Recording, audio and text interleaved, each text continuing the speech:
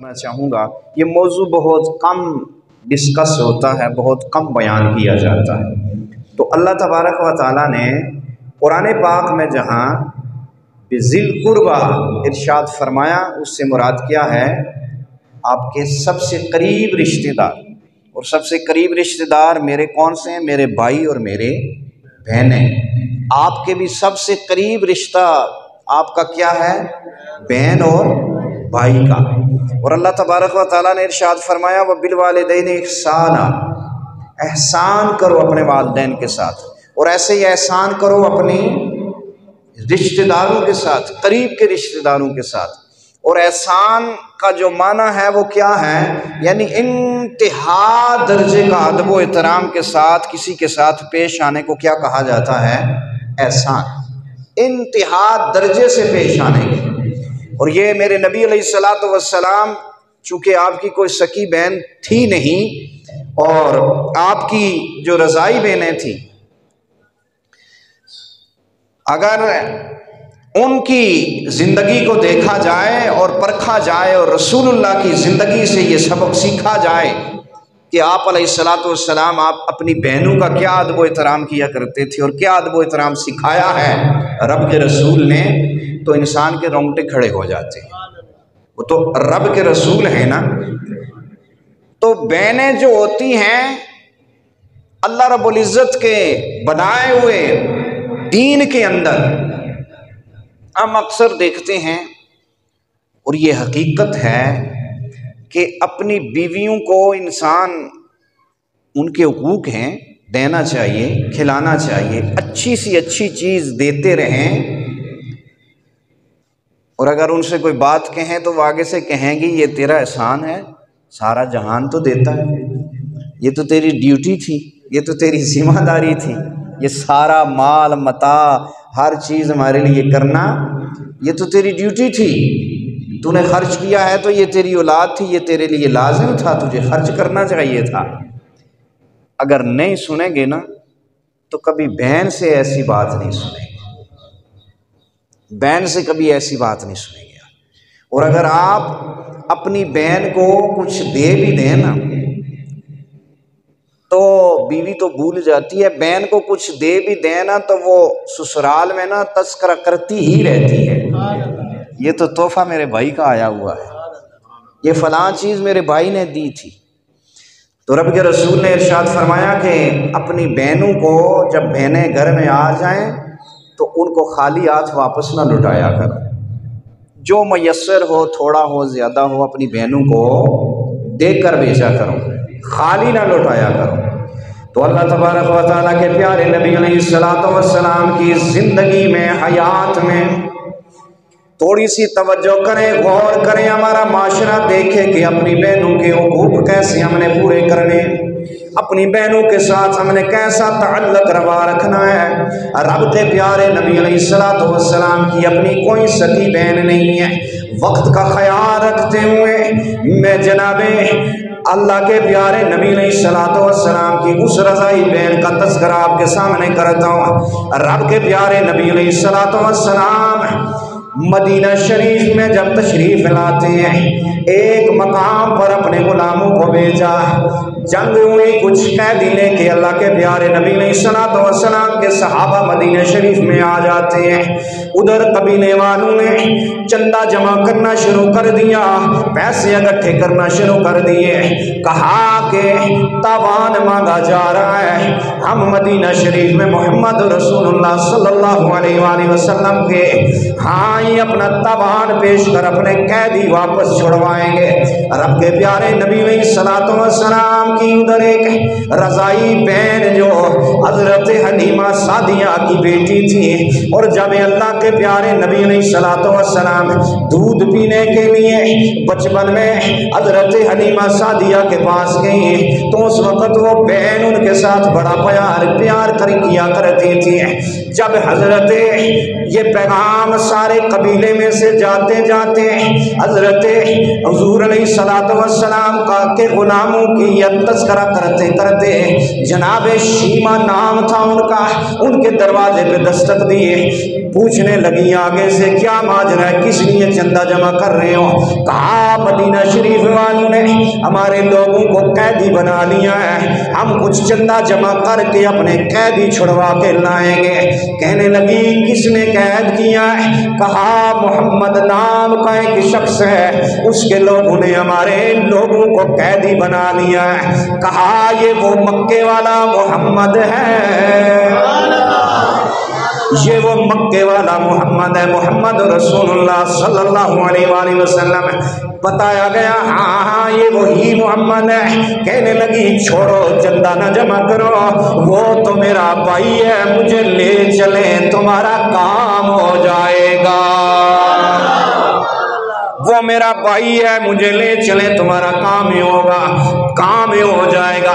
قبیلے کے سردار ہنسنے لگے، کہا محمد رسول اللہ کا جو لشکر ہے، جو لوگ ہیں، وہ کسی کی بات ماننے کے لیے تیار نہیں ہے۔ ادھر قبیلے کے سردار جناب حضور علیہ الصلوۃ والسلام کی رضائی بہن جناب شیما کو ساتھ لے کر مدینہ شریف کی طرف آتے ہیں۔ اب جہاں پر میرے نبی کا خیمہ لگا ہوا ہے وہاں پر صحابہ کرام تلواریں لیے کھڑے ہیں۔ وہ عورتیں آتی ہیں، میں مختصراً کر کے بیان کرتا ہوں۔ وہ عورتیں آگے بڑھنے لگی ہیں، کہا تمہارے جو سردار ہیں، تمہارے جو بادشاہ ہیں، میں نے ان سے ملنا ہے۔ کہا بی بی یہاں آگے نہیں جا سکتی، یہاں تو جبریل بھی ادب کے ساتھ جاتا ہے، آپ کو کیسے جانے دے سکتے ہیں؟ تلواریں نکال لی۔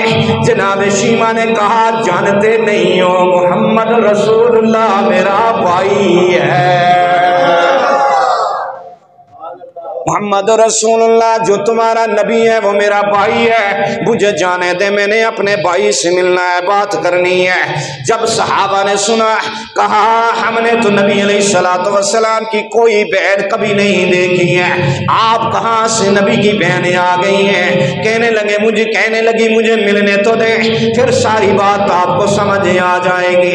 ادھر میرے نبی علیہ الصلوۃ والسلام اپنے خیمے میں یہ گفتگو سن رہے ہیں۔ فرمایا آنے دو اس عورت کو، آنے دو۔ جب حضور علیہ الصلوۃ والسلام کی بارگاہ میں جناب شیما پہنچتی ہیں، عرض کرنے لگی ہے میرے بھائی کیا مجھے جانتے ہیں؟ جب آپ حلیمہ سعدیہ کے گھر دودھ پینے گئے تھے، میں آپ کو اپنے ہاتھوں میں اٹھا کے لوری دیا کرتی تھی، اپنے ہاتھوں میں اٹھا کر لوری دیا کرتی تھی، میں وہی آپ کی بہن ہوں۔ رب کے پیارے نبی علیہ الصلوۃ والسلام کھڑے ہو جاتے ہیں اپنے بہن کے ادب و احترام میں، بہنیں گھر میں آ جائیں، چہرہ نہ بنایا کرو، بہنیں گھر میں آ جائیں، گھر کے حالات کیسے بھی ہوں، گھر کا ماحول کیسا بھی ہو، بہنیں گھر میں داخل ہو جائیں، نبی کی سنت کو اپنایا کرو، کھلے چہرے کے ساتھ ملا کرو۔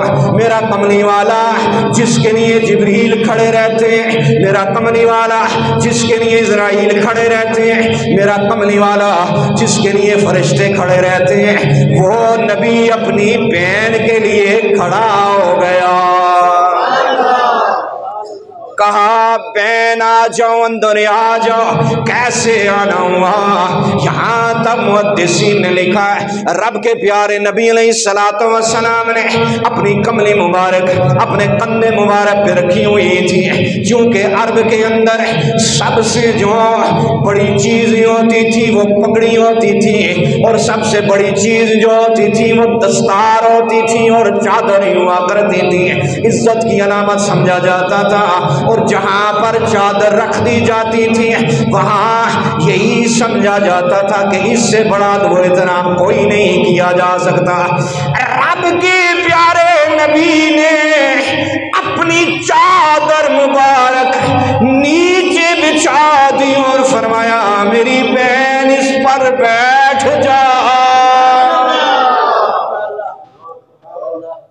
شاید آپ کو اس چادر مبارک کا مقام یا اس قادب و احترام نہیں پتہ ہے۔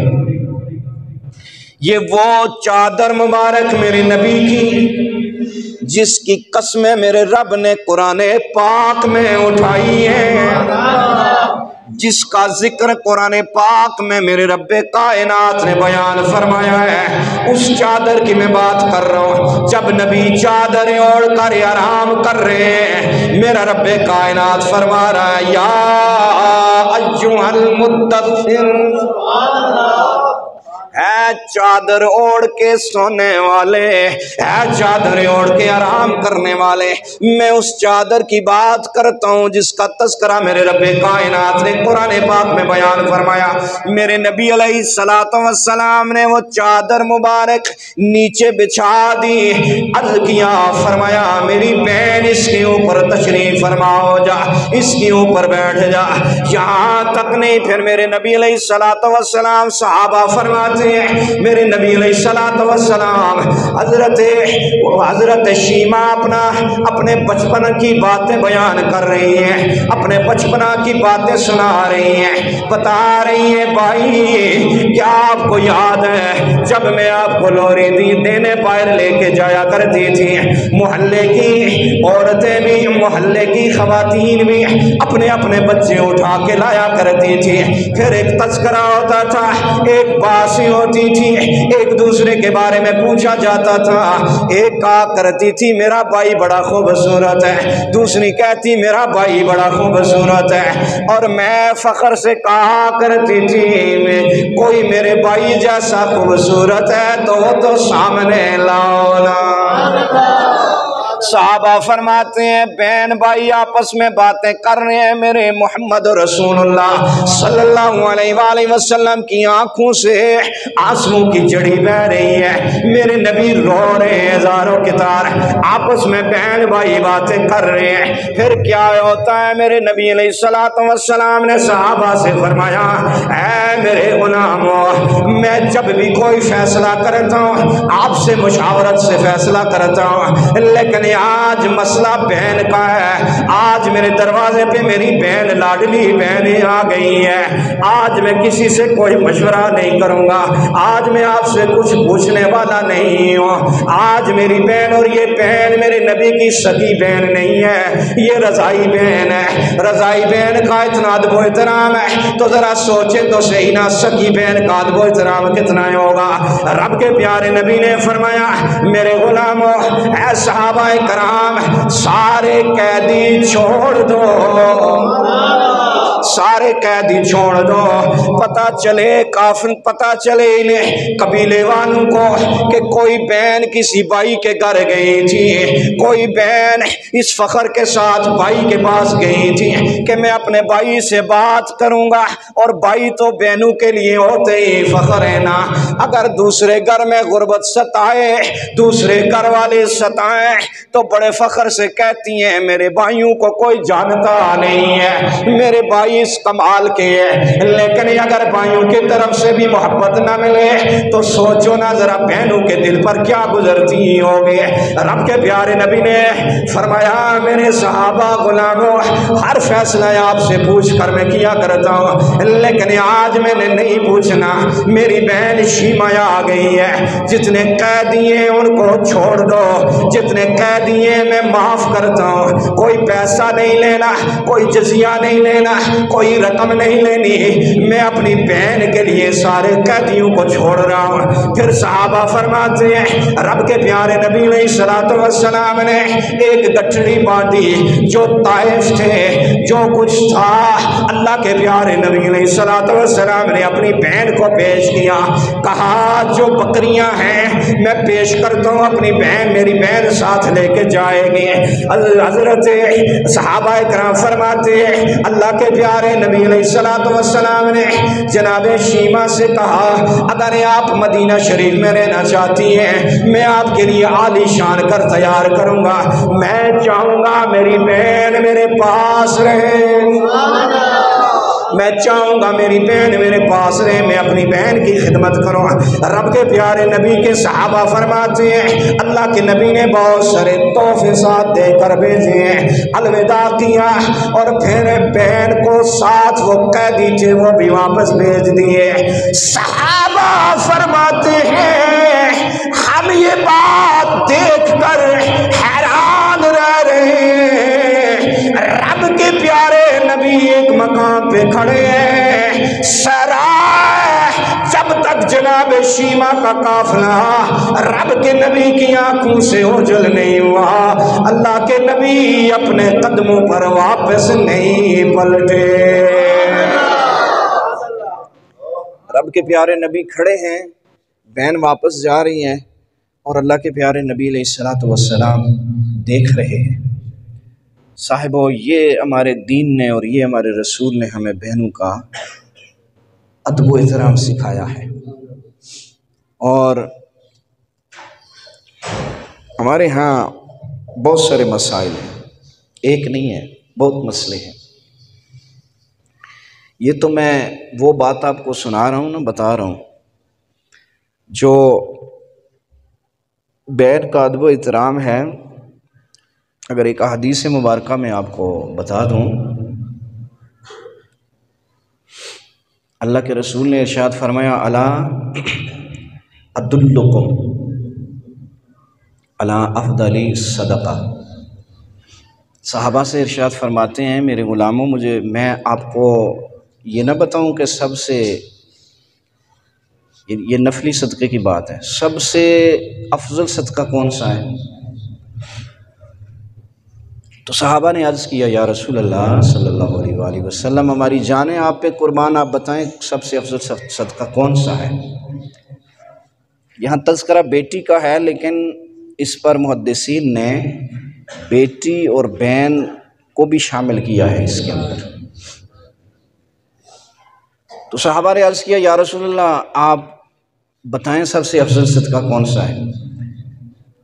فرمایا جو بیٹی ناراض ہو کے گھر آ جائے، یا جس کا میاں مر گیا، یا جسے طلاق ہو گئی، یہ بہن بیٹی اپنا نصیب مقدر خود نہیں لکھتی۔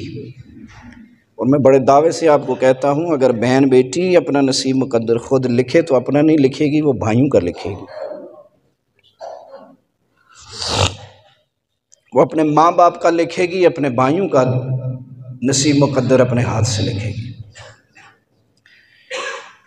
تو رسول اللہ صلی اللہ علیہ وآلہ وسلم نے فرمایا جو سب سے افضل صدقہ ہے، جو آپ کی بیٹی جس کا خامن مر گیا یا طلاق ہو کے وہ گھر آ گئی، تو جو اس پہ آپ خرچ کرتے ہیں نا، وہ سب سے افضل صدقہ ہے۔ کیا ہے؟ سب سے افضل صدقہ ہے۔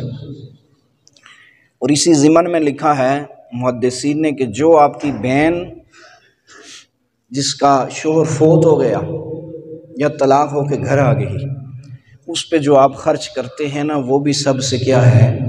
افضل صدقہ ہے۔ اور میں پہلے عرض کر چکا ہوں کہ بہنوں کو نا مان ہوتا ہے اپنے بھائیوں پر۔ کتنے دکھ غم ہماری بہنیں برداشت کرتی ہیں، ہماری بیٹیاں دوسرے گھروں میں برداشت کرتی ہیں۔ ہمارے معاشرے کا ایک المیہ ہے، ہمارے گھر میں بھی تو کسی کی بہن بیٹی ہے نا۔ کاش ہم اس بارے میں بھی سوچیں کہ جو ہمارے گھر میں ہے وہ بھی تو کسی کی بہن بیٹی ہے نا، اس کے بھی تو کچھ حقوق ہیں نا۔ تو سب سے جو بڑا صدقہ قرار دیا ہے نا اللہ کے نبی علیہ الصلوۃ والسلام نے، وہ ایسی بہن اور ایسی بیٹی جس پہ آپ خرچ کرتے ہیں نا، اس کو قرار دیا ہے۔ اب یہ اس کا اپنا نصیب مقدر ہے، اگر اس کا میاں فوت ہو گیا ہے بیچاری کا، اور میاں سر کا صاحب ہوتا ہے، تاج ہوتا ہے، فوت ہو گیا، اس کے دل پہ کیا گزرتی ہے آپ نہیں جان سکتے۔ اور اگر کسی قسم کی تنگی پریشانی، بہت ساری تنگی پریشانیاں ہوتی ہیں ہماری بہن بیٹیوں کو، اور میں آپ کو بڑی ذمہ داری سے یہ بات کرتا ہوں، فاقہ تو کاٹ لے گی ہماری بہن بیٹی دوسرے گھر میں، بھائی چلا جائے، باپ چلا جائے، ماں چلی جائے، ان کے سامنے زبان نہیں کھولے گی، خاموش ہو جائے گی۔ پوچھیں گے سکھی ہے، کہیں گے سکھی ہوں، اور پتہ نہیں سینے میں کتنے درد چھپائے ہوئے ہیں، سینے کے اندر کیا کیا ہے اس کے، لیکن نہیں بتانا چاہتی، اس لیے کہ بھائی گھر میں آ گیا ہے، بھائی پریشان نہ ہو۔ بھائی کی پریشانیاں بھی خود اپنے سینے میں دبا لیتی ہے، باپ کی پریشانیاں بھی اپنے سینے میں دبا لیتی ہے، ماں کی پریشانیاں بھی اپنے سینے میں دبا لیتی ہے۔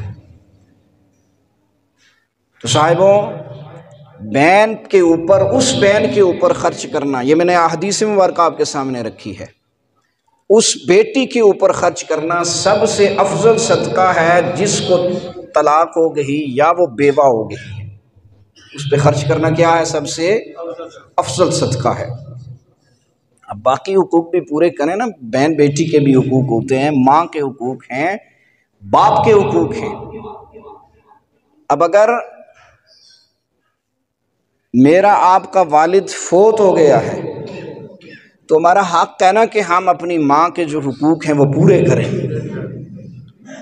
اور ایسے ہی ہماری بہن بیٹی کا۔ اور جب بھی بہن بیٹیاں آپ کے گھر میں آئیں انہیں خالی ہاتھ نہ لٹایا کریں۔ میں یہ آپ کو پہلے عرض کر چکا ہوں کہ اپنی بیوی کو ہزاروں کے حساب سے دے لیں آپ ماہانہ۔ اگر بات کریں یہ کہ دیکھیں میں کتنا دیتا ہوں آپ کو، تو وہ کہے گی سارے دیتے ہیں، تو کوئی نرالا دیتا ہے۔ لیکن 500 200 300 کی چیز اپنی بہن کو دے دینا اور اس سے پوچھیں تو وہ کہے گی یہ تو لاکھوں کی مجھے دے دی ہے میرے بھائی۔ کبھی نہیں کہے گی کہ سارے بھائی دیتے ہیں، کیا ہوا تو نے دے دیا تھا۔ اور پھر اگر ایک جوڑا اپنی بہن کو عید پر ہی بھیج دینا آپ، ایک جوڑا، تو جب تک وہ پھٹے گا نہیں وہ اتارے گی نہیں، اور جہاں بیٹھے گی تذکرہ کرے گی یہ تو میرے بھائی نے دیا تھا مجھے۔ تو صاحب وہ اپنی بہنوں کا بہت ادب و احترام کیا کریں، اپنی بیٹیوں کا ادب و احترام کیا کریں، ان کے حقوق جو اللہ رب العزت نے دیے ہیں ان کے حقوق ان تک پہنچایا کریں۔ اللہ رب العزت ہمیں عمل کی توفیق عطا فرمائے۔ باتیں بہت ساری ہوتی ہیں لیکن وقت کا خیال کرتے ہوئے یہ جو میں نے آپ کو عرض کیا یہ حضرت علی کا فرمان ہے۔ حضرت علی نے ارشاد فرمایا کہ جب بھی اپنی بہن کے گھر کوئی شخص جائے اپنی بساط کے مطابق، اپنی حیثیت کے مطابق، جب بھی اپنی بہن کے گھر جائے تو کچھ تھوڑا بہت لے کے جائے، خالی ہاتھ نہ جائے اپنی بہن کے گھر۔ حضرت علی کرم اللہ وجہ الکریم ارشاد فرماتے ہیں، اور آپ ارشاد فرماتے ہیں کہ بہن پر تمہارا حق ہے، یہ احسان نہیں ہے کہ آپ احسان کر رہے ہیں، حق ہے، یہ وہ حق ہے جو والدین کی طرف سے آپ کو ملا ہے۔ حصہ وراثت تو ہم اپنی بہنوں کو نہیں دیتے، ظلم کرتے ہیں، ہمارا معاشرہ ظالم ہے، سب ظالم ہے، ممبر پہ بیٹھنے والوں سے لے کے الا ماشاء اللہ وراثت نہیں دیتے اپنی بہنوں کو۔ اور جو دینے کا طریقہ ہوتا ہے نا، ہم کہتے ہیں بہن یہ گھر ہے، تقسیم کرنا ہے، وراثت ہے، آپ نے لینا ہے، کبھی بہن نہیں کہے گی کہ لینا ہے، نہیں کہے گی، یعنی بھائی میں رہ رہی ہوں، خوش ہوں، اللہ آپ کو نصیب کرے، نہیں مانگے گی۔ یہ دینے کا طریقہ نہیں ہوتا کہ میں جیب میں 10,000 لے کے میں کسی بندے کو آپ لیں گے یہ، تو وہ تو شرم کے مارے کہے گا نہیں نہیں میں نے نہیں لینے جناب، نہیں لینے، لیکن میں چپ کر کے اس کے ہاتھ میں دے دوں گا نا، تو پھر کہوں گا واپس دینے، تو وہ کہے گا نہیں اب نہیں دینے، لے لیے ہم نے۔ جب حصہ دے دیں اپنی مرضی سے وہ واپس دے دیں تو پھر اور بات ہے، لیکن ہمارے معاشرے میں بہنیں گھر آ جاتی ہیں، ہماری بیویاں ہیں، اور ہم تنگ پڑ جاتے، بیوی ناراض نہ ہو جائے۔ ارے بیوی کو نہ دیکھا کریں، یہ دیکھا کریں رب کے رسول نے بہنوں کا ادب و احترام کتنا بتایا۔ بہن ناراض ہو کے چلی گئی تو رب رسول ناراض ہو جائے گا، تو کیا کریں گے رب رسول کا؟ تو ایسی تربیت کریں اپنی بیوی کی کہ آپ کی بیوی بھی تو अपने मेके जाती है ना माँ बाप के घर में, और उसको बताएं कि जब आप अपने घर जाती हैं, जो मेरे आपके भाई हैं, हमारे साला भाई जो हैं, वो आपका कितना अदब एहतराम करते हैं। क्या आपको तोहफे नहीं दे के भेजते? क्या आपकी खिदमत नहीं करते? क्या उनकी बीवियां तुम्हें नहीं पूछती अच्छे तरीके से? तो जब आप अपने घर में जाएं, अपने वालिदैन के घर में, तो तेरी इतनी खिदमत होती है, तो मेरी बहन जब आती है तो खुदारा नाक ना चढ़ाया करो, इसलिए कि मेरा दिल दुखता है, मुझे तकलीफ होती है, इसलिए कि ये रब और रसूल का फरमान है कि अपनी बहनों का ख्याल करो, और बहनों का ख्याल करना चाहिए। अल्लाह रब्बुल इज़्ज़त हमें अमल की तौफीक अता फरमाए, और अल्लाह तबारक व तआला हर किसी की बहन को सुखी रखे। अल्लाह तबारक व तआला हर किसी की बहन पर वो परेशानी ना लाए जो पिछले घर वालों के लिए भी परेशानी बने, उसके ज़ात के लिए भी परेशानी बने। ये नसीब मुक़द्दर की बात होती है। अपने बहनों के हुकूक को बयान किया करें, उनसे मिला करें, दिलजोई किया करें। नहीं आती तो उनको फ़ोन कर लिया करें, पूछ लिया करें मेरी बहना कैसी हैं आप। और जब बहन खुश हो जाती है ना, तो वो दुआ देगी आपको, तो अल्लाह भी आपसे राज़ी हो जाएगा। अल्लाह तबारक व तआला हमें अमल की तौफीक अता फरमाए। वमा तौफीक़ी इल्ला बिल्लाह।